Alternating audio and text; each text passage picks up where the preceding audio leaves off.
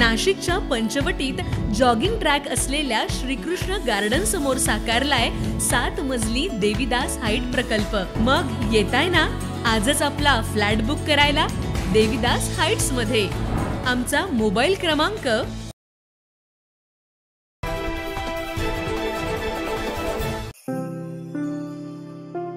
नाशिकात प्रजासत्ताक दिन आणि महाराष्ट्र दिनापाठोपाठ आता स्वातंत्र्य दिनीही जिल्ह्याला पालकमंत्री नसल्यानं सलग तिसऱ्यांदा शासकीय ध्वजारोहणाचा मान राज्याचे जलसंपदा आणि आपत्ती व्यवस्थापन मंत्री गिरीश महाजन यांना देण्यात आला।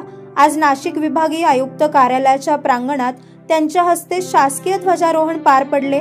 तर ध्वजारोहण सोहळ्यानंतर माध्यमांशी बोलताना मंत्री गिरीश महाजन यांनी ध्वजारोहणासाठी नियुक्ती केल्याबद्दल मुख्यमंत्री देवेंद्र फडणवीस, उपमुख्यमंत्री अजित पवार, एकनाथ शिंदे यांचे आभार मानले। तर पालकमंत्री पदाचा तिढा सुटणार असून याबाबत शासन लवकरच निर्णय घेतील आणि तो निर्णय आम्हाला सर्वांना मान्य असल्याचं यावेळी त्यांनी सांगितलं। 26 जानेवारी 1 मे नंतर आज पुन्हा एकदा 26 जानेवारी 1 मे नंतर आज पुन्हा एकदा पालकमंत्री नसताना नाशिकचा मान भेटला ध्वजारोहणाचा।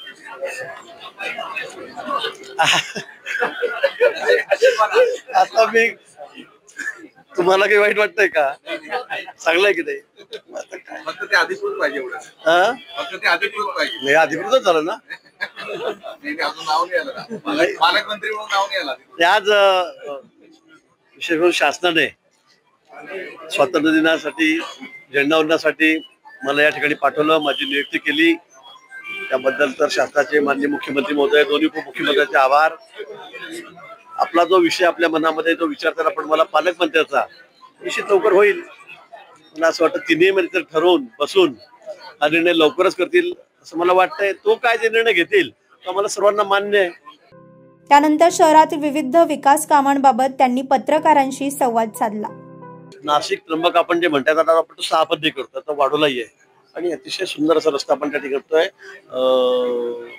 चांगल्या दर्जाचं काम त्या ठिकाणी होणार आहे। खूप मोठा निधी आपण त्याच्यावर ठेवलेला आहे, त्याबद्दल काही दुमतच नाहीये। नाशिक शहरातले जे रस्ते आहेत आपण जे वारंवार उल्लेख करतो अंतर्गत रस्ते आहेत, त्याचे कामाला थोडा पाऊस थांबला की लगेच आपण सुरुवात करू।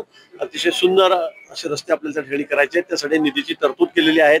टेंडर प्रोसेस सुरू आहे, मला वाटतं लवकरच त्या कामाने सुरुवात होईल। नाही, गोदावरीचा विषय अतिशय महत्वाचा आहे, त्यासाठी आपण बघितलं तर 1.5-2 हजार कोटी रुपये खर्च करत आपण एसटीपी प्लॅनला सुरुवात झालेली आहे, टेंडर ते चालू आहे, वर्क ऑर्डर झालेली आहे, अजूनही कामं आपण त्या संदर्भामध्ये हाती घेतलेली आहेत।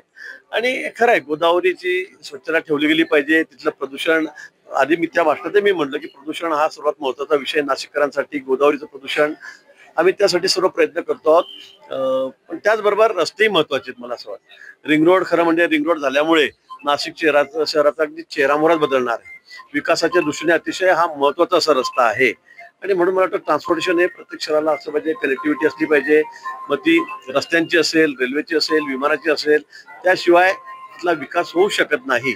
म्हणून नाशिक तर आता आपलं खूप पुढे चाललेलं आहे।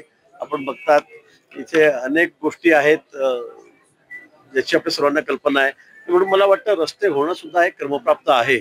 आज आपण बघतोय मुंबई नाशिक, पुणे नाशिक हा रस्ता आता शेवटच्या टप्प्यामध्ये जे समृद्धी मार्गाला आपण जोडलेला आहे, त्यामुळे खूप मोठा फायदा विशेष करून उद्योजकांसाठी, शेतकऱ्यांसाठी याचा मोठा फायदा या ठिकाणी होणार आहे आणि म्हणून तेही आवश्यक आहे, दोन्ही गोष्टी आवश्यक आहेत। 9 न्यूज महाराष्ट्रासाठी इसाक कुरेशी, नाशिक।